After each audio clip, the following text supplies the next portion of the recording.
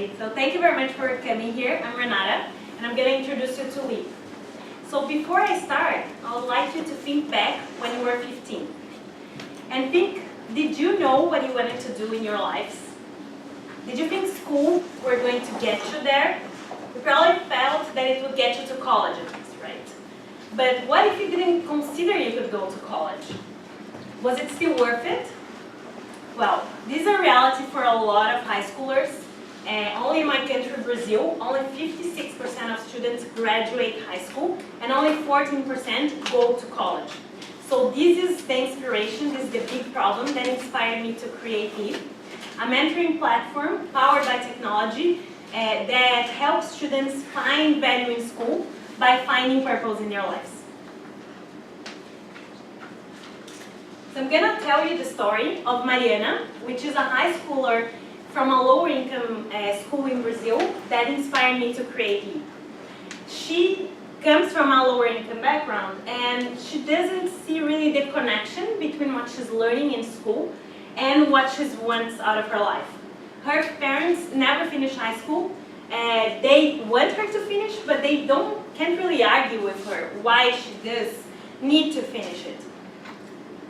And you might think that this is not a huge problem anymore, as this is a challenge that in US you don't have as much. So the dropout rate here in Brazil, in US, it's less than 10%.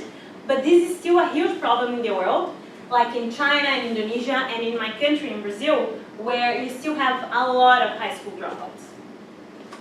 So why should they graduate after all? Well, first, there's a big probability that they will end up more unemployed if they don't finish high school. So as you can see from this graph, which represents the US, there's a much higher probability of unemployment if you never have a high school diploma versus if you have any college degree.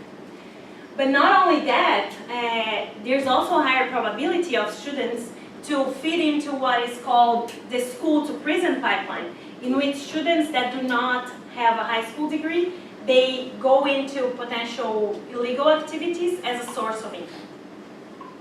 So this is a big problem in society. So zooming into Brazil, where I intend to bring LEAP to, as I told you, only 56% of students graduate at the age of 19, which represents 16% of this age population from 15 to 17 that are out of school. And the main reason why they drop out, more than the financial reasons to support their family, is what they call the lack of interest, which essentially means that they don't see the connection between what they want to do in their future and what they're doing in their school. So the big challenge behind LEAP is how might we help these high schoolers, the high schoolers like Mariana, to make stronger connections between their future aspirations and their school experiences. So here particularly I'm targeting students that are in high school in lower income communities that do not have access to other role models in their network that could help them get through this and that are considering dropping out of school. So when I was researching this problem of dropouts, of course, as everything in education, there's no silver bullet. But a big inspiration that I got behind to create LEAP was the concept of mentoring, which I got from a public policy implemented in New York called New York City Success Mentor Corps. This was part of a task force that Mayor Bloomberg implemented to reduce truancy and increase school engagement. And by matching mentors with mentees in high school in the state, what they realized is that 52% of students that were matched were more likely to remain in school after they got matched with those mentors. And my big inspiration came from the fact that this program was implemented as a public policy, so it reached a lot of students in the state, but it didn't rely on any technology. So I wondered the potential of leveraging technology to be able to bring something like this to millions of students in Brazil and also elsewhere in the world. So from now, what we know is that we want to engage students in these mentoring relationships, and we hope that this will bring students to engage more in school through that. But how do we actually get there?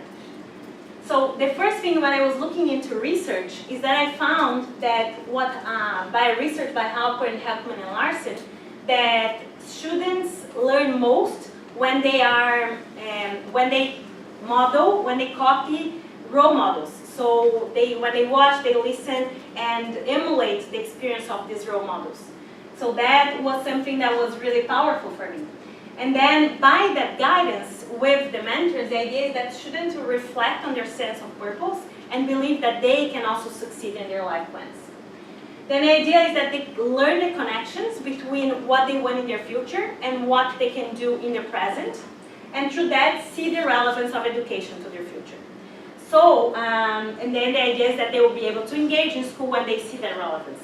And that was something also that I found in research, both by Bill Damon that coined the concept of purpose, but also by Dweck, Walton, and Cohen, who have studied interventions that show that students, when they engage when they identify their sense of purpose, they have a higher probability to engage in school and in their learning goals. So the solution that I created, LEAP, is essentially a mentoring curriculum that helps students find those connections, helping them find value in school by identifying the purpose in their lives. So there's 3 key elements in LEAP. The first one is a mobile application in which students have access to prompts that will help them think of their interests, think of their passions, and think about their life projects. Another big component is a curriculum in which instructors will have access to, will use those prompts in the app to drive as discussion starters, to drive conversations and discussions in classrooms, either in class activities or in after-school programs. And then there's the third component related to the mentoring part, in which students are matched with mentors that will be able to guide them in one-on-one conversations to think about their future and to model students' responses for their reflections. So going through an actual case study, going back to Mariana, what would actually happen with her? So she would have access to this class called Life Project in her school, and this is actually now something that has been discussed now with the high school reform in Brazil. So there's a big thing related to creating this high school class called Life Project in the curriculum officially in Brazil. So she would have access to the app in that class, and she would go through activities that would guide her through this self-reflection process. Her instructor will have access to those responses and guide conversations and discussions between the students in class based on those prompts. And here I give you a bit of some examples of the actual activities that students would go through. So this was something that I learned from my user studies, that students engage much more when they have access to more media relatable activities.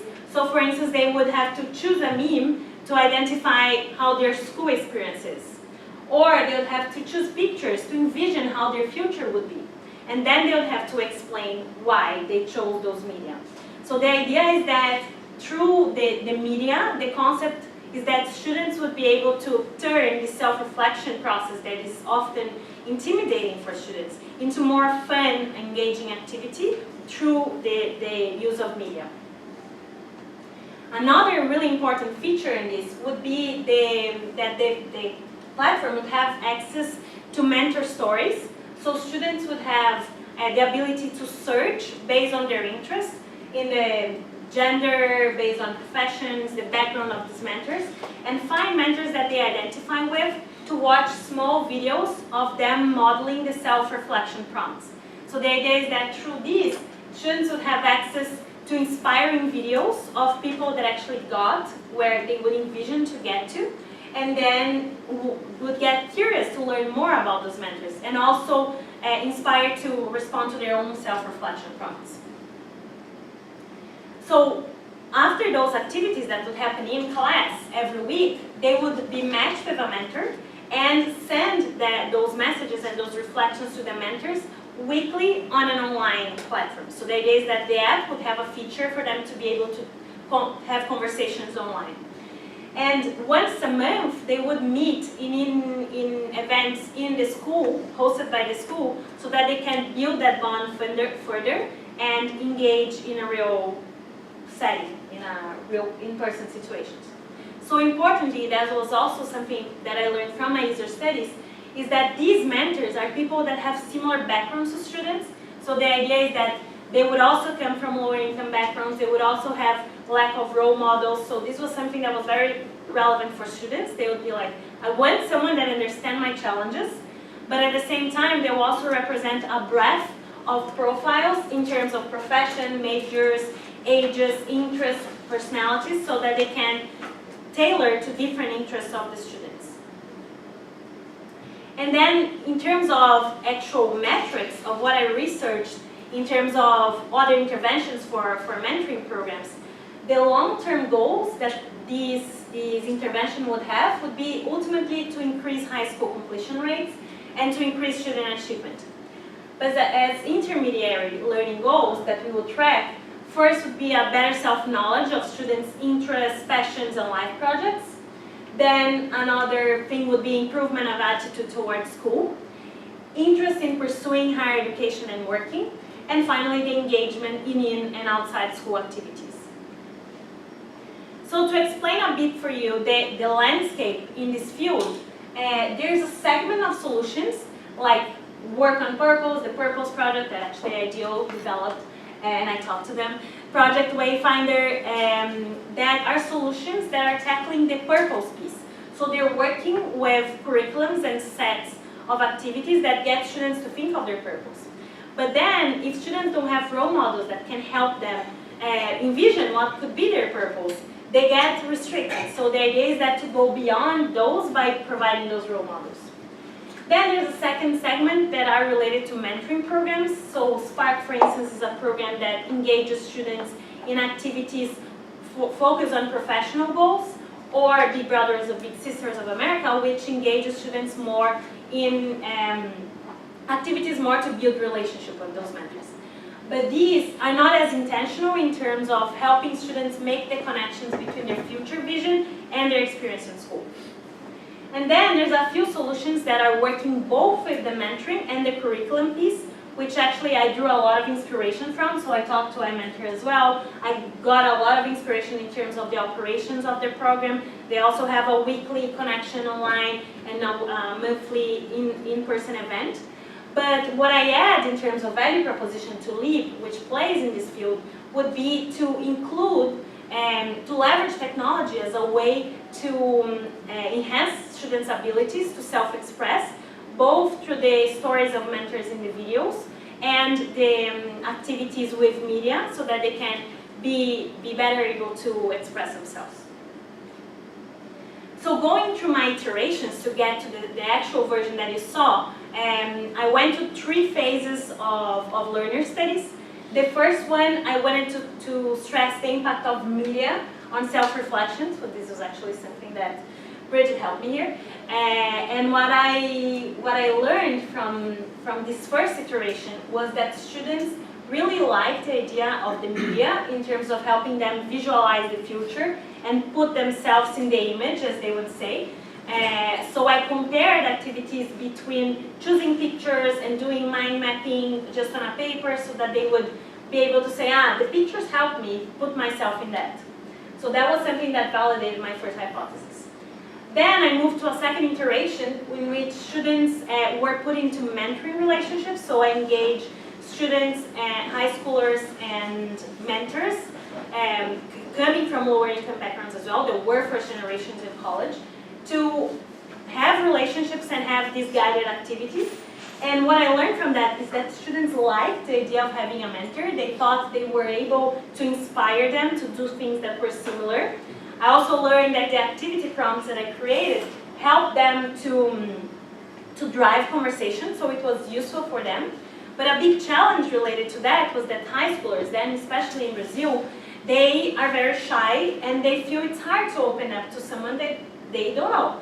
So the challenge here was how to get students to open up and build those trusting relationships so that they could engage in the self-reflection prompts.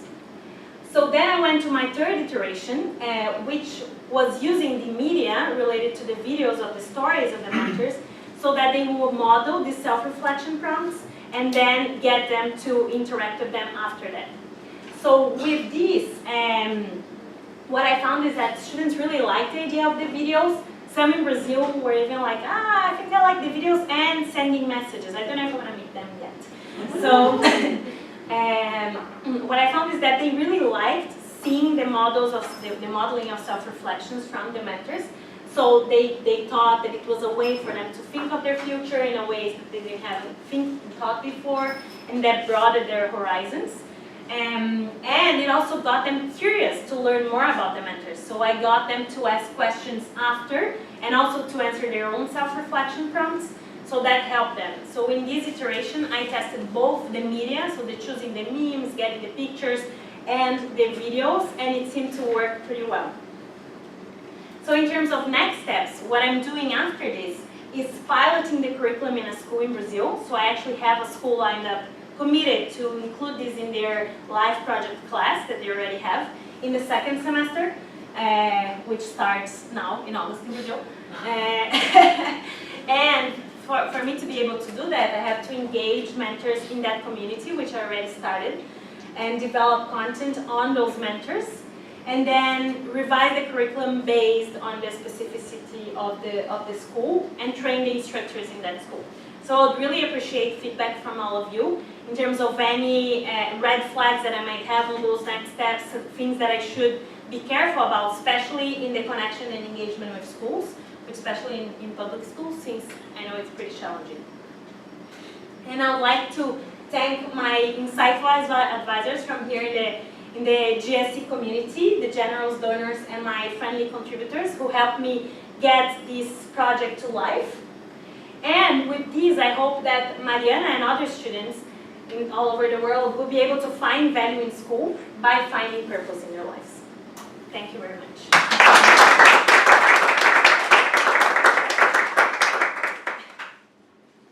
Open for questions and feedback, because I'm taking this seriously. So as much feedback you can give me, I'll really appreciate it. So thank you for your presentation. You clearly thought this program, this problem through, and it's very clear that you have a great idea of the solution you're going for. I personally find a lot of learning in the friction that happens, especially during failure points. You know, cracking that thing and see where it breaks and put it back together again. And we didn't get to see any of that in here. I wonder if you had any examples of something that you tried that failed, and if you're able to learn something, or if you have just been going from strength to strength. Yeah, no, I feel that my main failure was the mentoring relationships itself. So I got 5 students to engage with 5 mentors, and first they were doing this voluntarily. So it was a challenge to find them and then to put them together. And then I feel that the main challenge was to keep students accountable with the interactions. So I got a few to do. The idea was that they would do this for a month, and what 2 did for 3 weeks, and then 2 for 2, and 1 only did 1. But what's going on? So one, it was clear for me that she was not feeling comfortable with the mentor. She was super shy.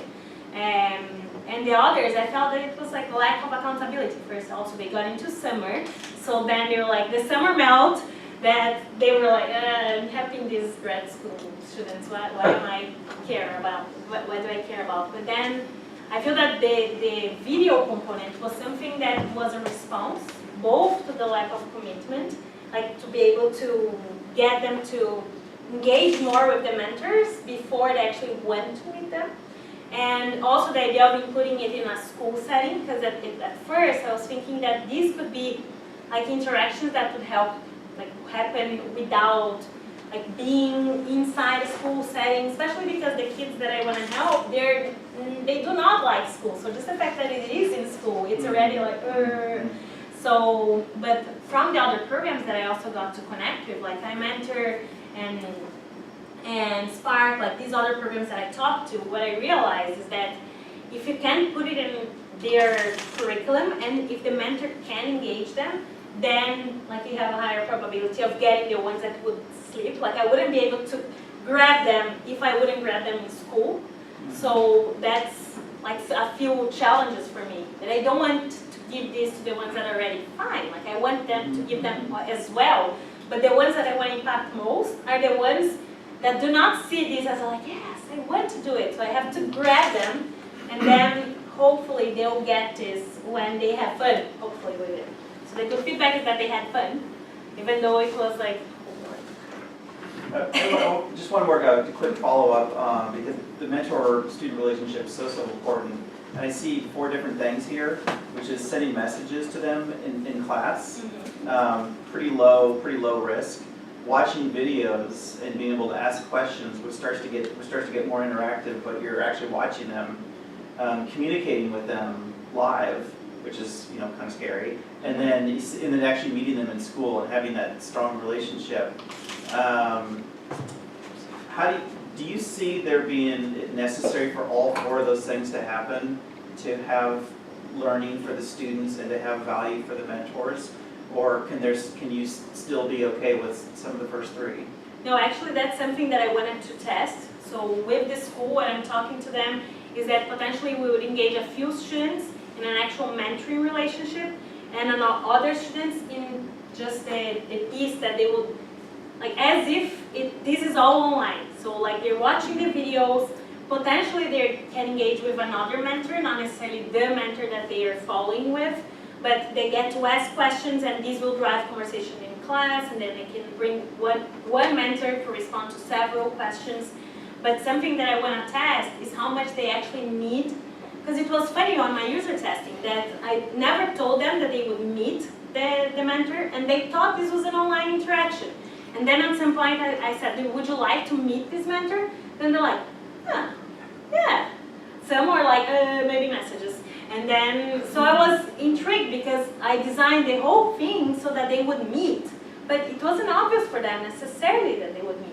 Like they have all these crazy relationships with YouTubers that they know that they're talking to people online and they don't know them, but they still feel they have this relationship. So they're user ready to that. So that was something that I wanted to test, especially because it increases much more the scalability of the program. If I don't have to have those mentors, and I don't have to rely on the success of those matchings, if they can have these online relationships, then like if they can still model and get them, I expect it would be much more powerful if the mentoring relationships work, but it helps me in terms of scalability if I don't have to rely on the mentors. Thank you. Or if the mentor is only on like an online face-to-face interaction. So I think the question is, when is a mentor not a mentor? It's like what's the least viable mentor that could be created? And I think to me that's less of a challenge, because I think there is something about that interpersonal relationship that's built up. But a challenge for me as I was thinking about this is that connection between the curriculum and the mentorship of what is it moving toward. So if I think about this across a semester, across a quarter, is this culminating towards something in terms of learning and progression, or is it just this asking a new question, creating a new meme? And so like a model I was thinking about that I see a lot in US schools continue to pick up traction is the Genius Hour thing, for better or worse, of kind of purpose-driven, project-based learning that students kind of find their own mentor. So at the end, they've created a thing, right, or done a thing, and it's usually indebted to service learning. So I think that seems like a place to look at as moving forward with next work. And as a culminating project, like this concept of live project really exists in Brazil. Yeah. So I want them to write their live projects, and I got really inspired by the Designing Your Career classes here at Stanford, which are related to this school, in which they have to prototype like small things. Like they have to interview people, like design a blog, things that they get to feel that they're doing something. So the idea is that they would have a culminating project. So I designed a curriculum that you can see in the expo in the afternoon, for them to go through this step by step. But I totally agree, like it has to have like an ending, otherwise it's this continuing relationship that